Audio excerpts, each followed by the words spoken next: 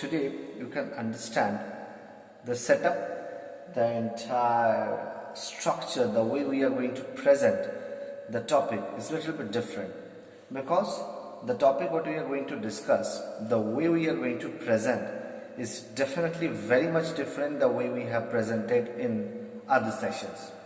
Definitely yes, it is something related to leadership, it's something related to your self-improvement, it's something related to your improvement overall as a professional. The overall session has been inspired by a famous book, How to Lead and Win by US Navy SEAL. The name of the book is Extreme Ownership. Now we will definitely talk about the way it has been presented in the book, but on the other hand, primarily we are going to connect the entire thing with our professional day-to-day life, with the way we generally manage our leadership capabilities in our organization, in any one of the places where we are actually managing certain things. So before start, we wanted to understand that leadership is a quality which is applicable anywhere.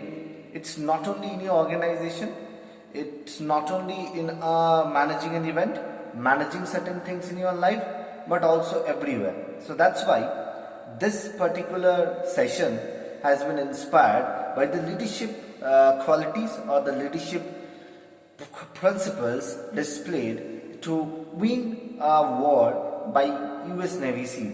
So obviously whenever you are managing a war, you are managing or you are conducting something at field in a military invasion, the leadership qualities are very much important, and we are going to learn the principles from that. So there are actually three parts. We are using this particular board, and there are actually three parts of it, and this three part is divided in part 1, part 2 and part 3. Part 1 is winning the war, part 2 is the laws of combat, and part 3 is sustaining victory. We will try to understand one by one whatever the principles, whatever the points mentioned in that book, and definitely we will try to apply in our day-to-day life whenever we are working in an organization or in a particular place as well. So the first of all is part 1, that's winning the war within. There are total 10 chapters, or I would say 10 principles mentioned and divided into these three parts. So number 1 is extreme ownership. That starts with extreme ownership. Whenever we are managing a team, we are managing a process, managing something in our life, an event, and a particular thing, whatever it is, it's very important we should take the complete ownership of the thing. The leader is the only person who is responsible for everything. The victory, the loss, the problem, the mistakes, everything.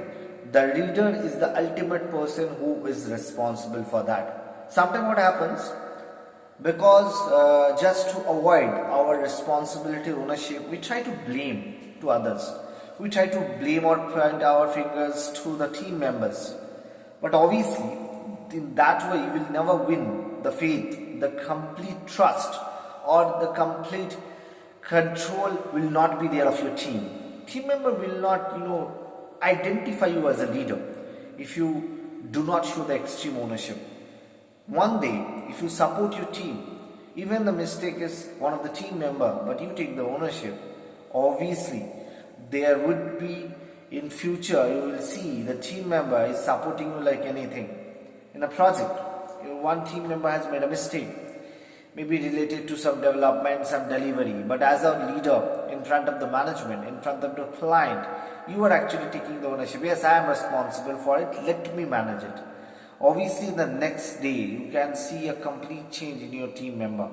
It may not happen with everyone, but with 90% of the team member, this is going to be produce the ultimate result, and you will get the complete control of the team, the project, and of the resources as well. Number 2, no bad team, only bad leaders.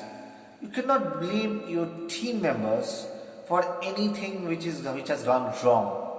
You cannot say my team is bad. Every team is good. Every team members has certain qualities which has potential to win the war, to win the delivery, to win the project, to win the challenges. But on the other hand, if you blame, if you don't accept your team members are good, there are certain things which has to be improved in the leadership. You will never get the complete control on the team. So it's very important to accept the fact there are no bad teams. There is only bad leaders. So leader has to change the leadership style. Leader has to implement something which will be helpful to become the team successful. The leader must implement something which is very important for the delivery or to avoid any mistakes by the team. So please try to understand. Cannot consider your team as bad. Leaders are bad, teams are not bad. And that's how you can get complete control of your team. Number 3, that's belief. An important question whenever you are asking your team to do something, that's why. Why the hell I am going to do this? What is the reason you are asking me to do this? The team must believe in the cause. The team must believe in you as a leader. So therefore, believing yourself, believing you as a leader by the team members is very important. If the team member doesn't believe you, or team member doesn't believe the cause of a particular thing, then it's very difficult for you as a leader to gain the success as a team. Therefore, at first we need to explain our team why we are going to do it. What is the reason? What is the logic? What is the ultimate objective of this? The belief has to be there. Once they believe you, once they are aligned with the purpose, with the objective, they are not only the team member, the part of the cause, they are part of the objective. And obviously the success would be more natural, easier. The next point, 4, that's check the ego. A true leader has no ego. A leader with an ego is not a leader. If you have ego, if you think that I will not speak with my team member, I'm manager, I'm the leader of this team, I'm not going to speak with anyone about their mistake. I'm not going to speak to anyone if they are not asking me the questions. I'm not going to speak with anyone because I'm managing the team, I am at a senior position, so therefore it's their responsibility to come to me. Ultimately what will happen? You will fail as a leader. You will fail as a manager. You will fail as a lead. Therefore, it's very important to avoid any kind of ego problem whenever you are a true leader. If you check the ego, if you do not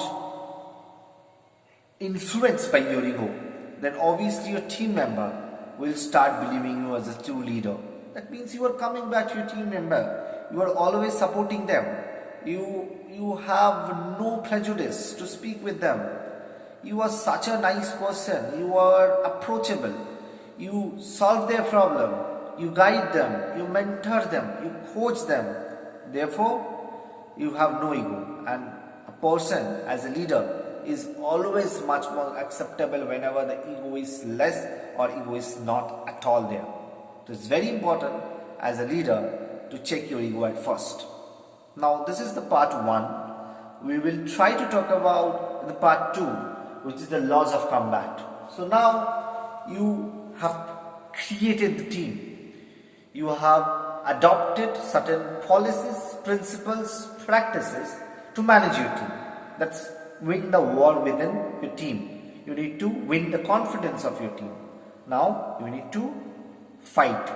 You need to prepare for the fight. That's the law of the combat. What is the first point? Cover and move. Whenever you are fighting, whenever your fight starts, fight means it can be your project delivery, it can be your product development, it can be in a FMCG, it can be a manufacturing organization, it can be a sales as well. In a field you are facing your client. So whenever you start the war, start the actual war, then you have to support your team members. You have to work along with your team member. And there, cover and move. there would be weak team members, there would be strong team members, there would be best performer, there would be different kind of people within a team. But the primary point is, as a team, you need to win the game. Therefore, you have to cover, you have to identify a strategy. You have to understand how you should move, how you should prepare yourself. So therefore, you have to cover your team, you need to support your team and then move forward.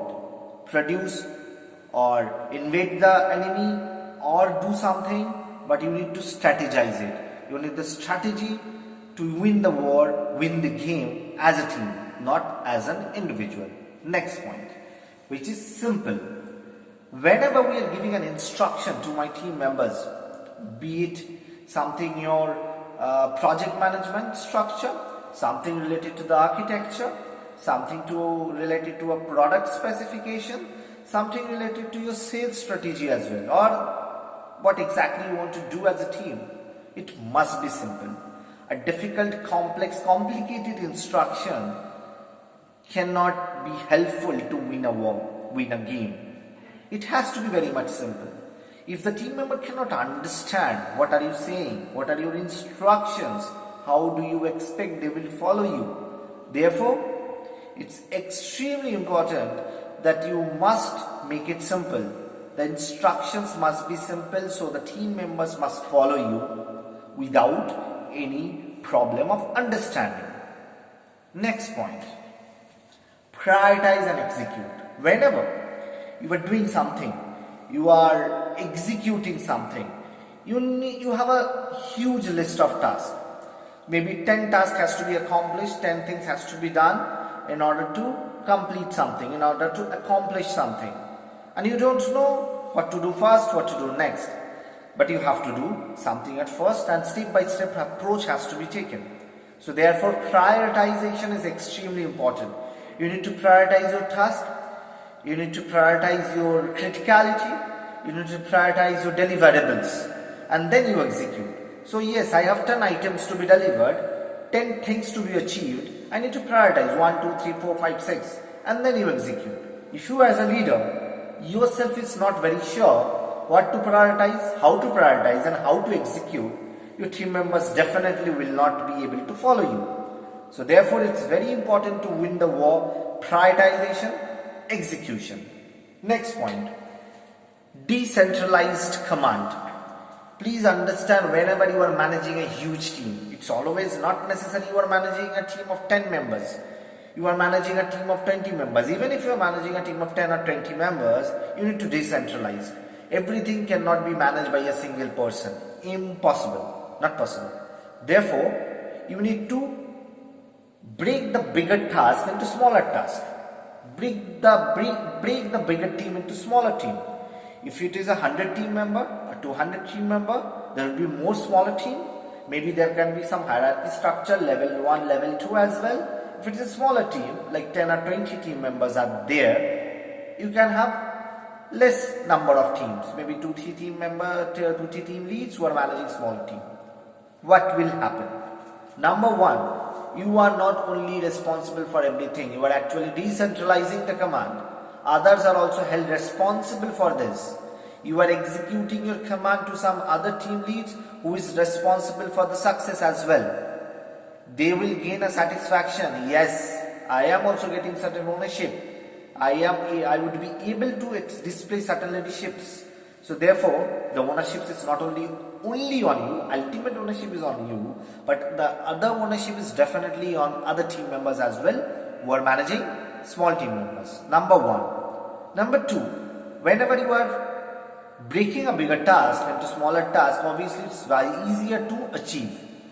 Whenever you are looking at a task which has 100 of items, obviously it is very difficult what to start. How can I complete? But whenever it is broken down into 10 smaller tasks, obviously it's easier to do. Number 1, 2, 3, 4, 5, I can do it within this period of time. Will be looking much easier to achieve. And ultimately when you consolidate everything together, collate everything together, obviously your task is done. As a team lead, anyway, as a leader, anyway, it is your task to do that. But it is much easier to achieve. Now, we are going to the next step where we are going to target for the victory, sustaining victory. Not only victory, but a victory which would be sustainable, which would be continuous. There we have certain points. Number one, or I would say plan. Whenever you are trying to achieve something, a plan must be there. Cover and move, simple, all these points are there already to manage your team, to manage your game, and to understand how to win the game. But a plan must be there. How should I do this? How should I achieve something? How should I complete a task? A plan must be there. Whenever you show a plan in front of your team, obviously it would be much easier for them to follow that. A proper workflow structure, a proper drawing item where you have drawn everything, what needs to be done, what is there, what is not there. It's much easier to understand, it's much easier to follow, it's much easier to achieve. So a plan must be there. Next, leading up and down of the command. What do I mean by that? Whenever you are a leader, it doesn't mean you are at the top of the command. There are certain people who are reporting to you. There are certain people to whom you are actually reporting. Maybe you are a part of a bigger team. Very much possible. Most of the time that is the scenario. Now as a leader, it's your responsibility to flow the information, to communicate up and down. You need to understand the objective of your leadership, then communicate the same to your team member. So as a leader, it's very important to communicate that. If you do not communicate, the flow of communication would be broken, and ultimately the overall objective as an organization, as a unit, as a team would be lost. Therefore, it's very important to flow the communication properly. Next point, decisiveness amid uncertainty. There are multiple examples, instances where a kind of uncertainty would be there. I don't know what will happen. Most of the time when we start something, we don't know the outcome. We don't know what is going to happen. So therefore your decision is very important. At the time of combat, your plan, all instruction can be failed. Whatever a coach train the captain of a football team, it's very difficult to execute everything exactly the same at the time of the game. Therefore, it's very important to take a decision at the time of uncertainty. When some crisis situation is there, as a leader you need to take a decision on the field. Be it a war, be it a sales speech, be it a presentation, be it a client communication, be it a delivery. Decisiveness is very important when uncertainty occurs, and that's very common, very natural whenever you are managing something or a team. The last but not least, discipline equals freedom. Whenever we discipline ourselves, we give the discipline to our team members. It actually gives us freedom. Freedom means every team member actually following your instruction, following the discipline. I wake up at this time, this is my office timing, this time is dedicated for R&D, this time is dedicated for client communication, this time is dedicated for the development, for the productivity, and everyone follow that cycle, that calendar, that timetable according to the instruction. Everyone follows discipline, and that actually gives you freedom. Every team member understand their responsibility, they follow the discipline, the timeliness is there. So obviously that the success will come naturally, the freedom will come as a team. And that's very important. The team member must not feel every time that I am being instructed, monitored, guided by a leader. I am an individual. I have certain things that can be done by myself, and I want a freedom. Obviously I have a personal life, everything in my life as well. Therefore, the discipline actually gives you the freedom to complete your task, to maintain the balance between your personal life and professional life, and to be a successful professional as well. So those are the 10 points what we have covered today, that's divided into 3 parts. So again we will talk about in a brief, winning the war, the laws of combat, and sustaining victory. These are the 1, 2, 3, 4, 5, 6, 7, 8, 9, 10, 12 points we have covered today. 10 are very important and 2 is additional to be a successful as a team member, as a leader. So therefore it's not only, I would say applicable only for the leadership, only for a person who is managing a team, but also for a person who is managing a module, who is managing himself as well, because leadership doesn't start from managing a team. Leadership starts from managing yourself. Whenever you are managing yourself, that is also a kind of leadership quality. At first you must understand how to manage yourself, then you will talk about managing others. Therefore, even if you are not managing a team, you must have the potential to manage yourself. And that's the reason we must build the self-leadership at first, then the team leadership, much larger leadership will come into picture. So that's all for the today's session. Obviously, we will come back with another session which should be related to leadership, self-help, improvement, team building, something related to you to increase your professional expertise as well. Till then, stay tuned. Also, please subscribe, like and comment whatever you want. Whatever is your feedback, I would love to hear your feedback. That's very important for the improvement of the entire session. And obviously, if you really want to know about some specific thing related to HR or leadership, that is also definitely welcome, because without your support, I really, will not feel motivated. That's important for any individual. So thank you for listening. Stay tuned and stay tuned.